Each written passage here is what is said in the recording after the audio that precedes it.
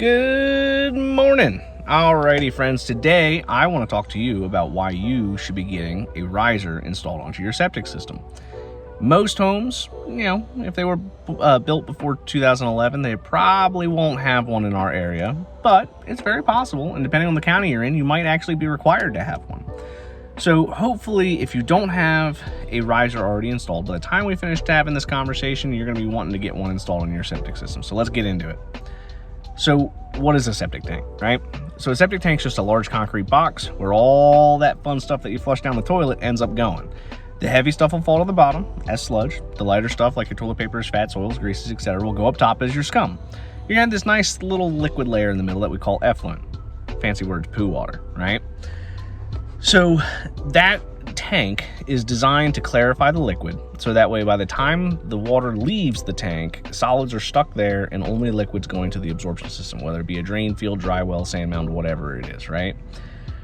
Most newer systems in our area, actually generally every new system nowadays, is going to be a 2-chamber 1,500-gallon tank with a manhole riser on the front, manhole riser on the back. But older systems didn't always come with that. Sometimes you'd get a clean out, sometimes you get a clean out and a riser, sometimes you'd get nothing, right? Depending on the county you're in, the rules were different. Nowadays, most of the counties have all kind of gotten together and they've decided that, hey, we're going to do things the right way and we're going to do things the same way.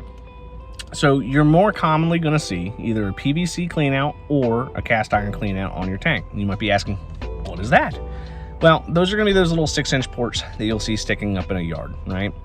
Those will be generally on the front of the tank. Most septic systems will have at least 2 lids, but in our area, it's more common to see 3. In our area, you'll see a small lid in the front, big lid in the middle, and a small lid in the back.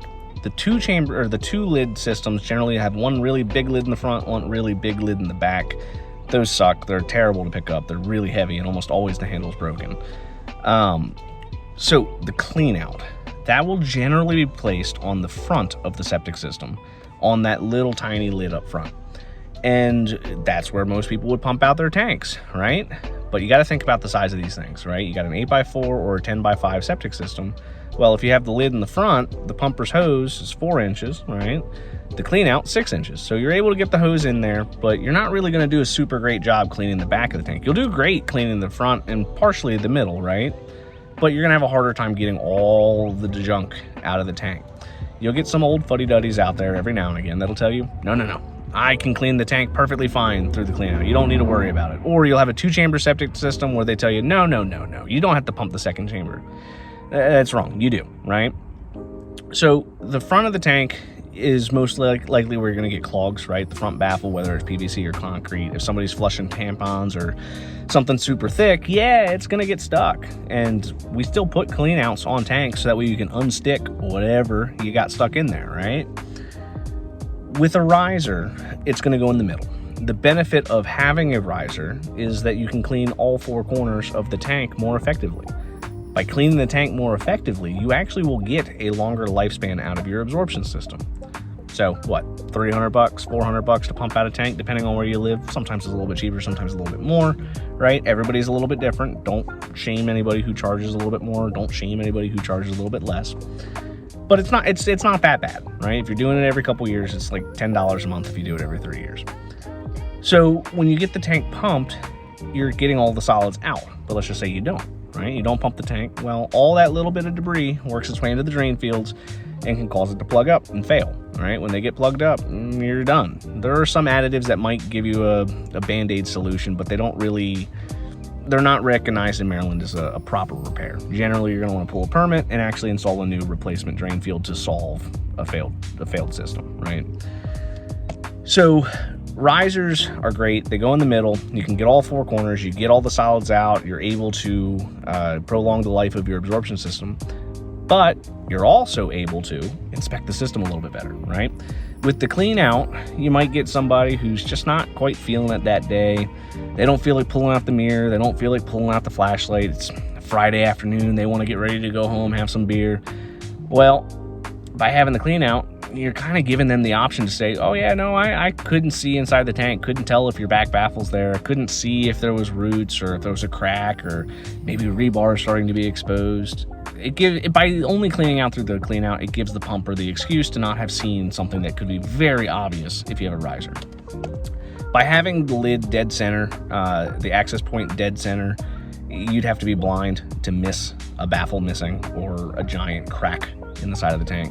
It is possible to have like a little hairline crack. Doesn't matter how good you are. If there's a bunch of scum and all sorts of nasty grease on the wall, you're not going to see it, right? But by having the riser in the middle, you kind of eliminate that excuse for why they couldn't tell, is the baffle still there, right?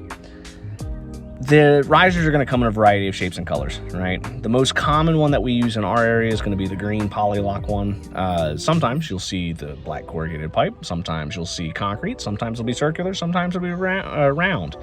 Sometimes it'll be square. Sometimes it'll be blue. I've had blue risers installed. These kinds of systems come in a variety of shapes and colors, but they all roughly end up costing generally the same amount, right? It'll be, a few $100s to $1,000 to have something like this installed, but it'll pay you in dividends, right? Especially if you don't have access on your tank at all. Like in our area, most pumpers will charge anywhere from $75 to $200 a foot if they have to dig to get to your lid. If you got an $800 riser on a 4-foot tank, it pays for itself in the first pump, right? So by having one of these things installed, you're going to get a longer lifespan. It's really not that expensive. It does suck up front to have to pay for it, but in my opinion, it's an investment that will definitely pay itself back over the course of owning the septic system. Nowadays, you don't really get a choice, right? So like if you're getting a new house, new construction, you're getting one, right? Whether you want one or not. There are some arguments to be made that they're not very pretty, right? I disagree with that argument. I think that if you're living in the country, right, you have septic systems, you have a well, everybody has one, right? It's not that big of a deal. It's just like with public sewer. Everybody has the county clean out sticking up in their yard, right? You're obligated in the county to make it to where you can get to that stupid thing. So I don't understand why it's an issue for private septic owners to be concerned about the riser being seen, but it is what it is. A couple ways that you can kind of hide a riser: make a garden, right? A lot of people in our area, what they'll do is they'll make a little mulch area, a little raised bed garden. They'll put a couple flowers. Don't do anything with thorns. It's really rude and entirely ignorant to do to whoever's got it, because somebody's got to go in there, right? So somebody's got to go pump the tank. They've got to maintain it. They got to inspect it. They got to look at it. You put a holly tree or you put a rose bush, like you're just making somebody have a bad day for no reason. They're beautiful plants, but keep them next to the side of your house or somewhere else, not next to your utilities. So you can use mulch, right? You can also, I've seen some people, they'll make their own little concrete circles and they'll actually build it into a walkway, right? So they'll have the concrete lids, right? The big circular 24-inch rounds, and then they're going to put a bunch of little tiny ones. Maybe you have a 20-inch round, you'll have an 18-inch round, an 8-inch round, and then they kind of put it in like this little polka dot pattern from their house to the pool or to the garden or to the volleyball net, depending on whatever they do. So like you can do it a couple different ways to hide the risers using mulch or even another little bit of concrete. You can bury the lids, but my argument for why would you bury it? If you're going to spend the money to get one installed, like it doesn't make any sense to put it below the ground where you're going to end up paying a digging fee anyway if somebody has to dig to get the lid up. To me, it defeats the purpose, right? I get it. You don't want to have it seen, but that's why they have different colors, right? I am partial to the concrete ones. I think the concrete looks better than the green ones because the green never matches the grass. They come in a variety of like dark, semi-dark, really light green. Nobody can match it. As far as styles of riser, you want to stick to concrete or you want to stick to plastic. Don't put metal. Like sometimes people will put like this, like especially I'll see in like southern parts of Maryland, they'll put these I call them culvert drains. It's basically the metal pipe that you see in a culvert for a drainage ditch.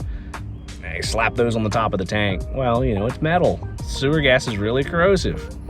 You want to guess what's going to happen to that metal in 30 years, right? The plastic will still be there, the concrete will still be there, but by having a metal riser, you're gonna have some problems down the road, right? Better have a good lid. If you're going to install a riser, it's also equally important, even if you get a good lid, you wanna make sure you have a safety lid below it. Super, super important that if you're going to install a riser, you install a safety lid, so that way if for whatever reason that lid fails, somebody doesn't fall into 5 foot of sewage and drown. Just think about that. That's one heck of a way to go. You can do whatever you want as a homeowner. This is just my opinion, my thoughts on what you can do to help improve your septic system. In my opinion, by having a riser, it gives you a much, much better clean. You'll be able to pump that tank out better. Your service provider is not going to be able to kind of skimp out on checking your system. You, as a homeowner, will be able to look in the tank and see, did they pump it, right? Now, they're going to leave a little bit behind. They want to leave a little bit of stuff there, so that way it still has some stuff to work with. But, you know, you pay $300, have somebody pump it out. You come out that afternoon, it's still full. Guess what? They probably didn't pump it, right? When you do this, though, it will help. It's just super important to make sure you do it. Hopefully, I was able to give you a little bit more insight into my opinion of why you should have a riser on your septic system. If you enjoy content like this, please hit that like button. Subscribe. I have more stuff put out every day on the World of Well and Septic. I want to go through this journey together, teach you guys what I know, bring everybody on the same page. Septic systems aren't scary. Wells aren't scary.